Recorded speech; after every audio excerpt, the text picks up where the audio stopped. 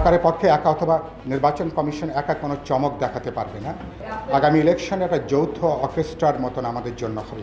বাংলাদেশের স্ট্যান্ডার্ডে সুষ্ঠু নির্বাচনের জন্য যে পরিবেশ দরকার, এই পরিবেশ দুর্ভাগ্যজনকভাবে এখনো নাই।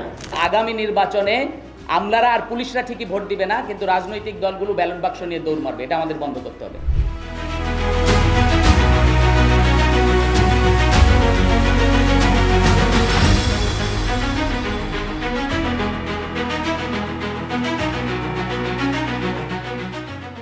এই যে গণভোটটা হবে, আমি জানি 4টা প্যাকেজ, কিন্তু একটা প্রশ্ন, এইভাবেই কিন্তু গণভোট হয়। আমাদের প্রত্যেকটা ইনস্টিটিউট ধ্বংস হয়ে গেছে। এখন ইলেকশনের জন্য দরকার হচ্ছে স্বাধীন নির্বাচন কমিশন। নির্বাচন কমিশন এবং সরকারকে আইন শৃঙ্খলা বাহিনীগুলোকে সর্বোচ্চ নিরপেক্ষ এবং দায়িত্বশীল ভূমিকা পালন করতে হবে।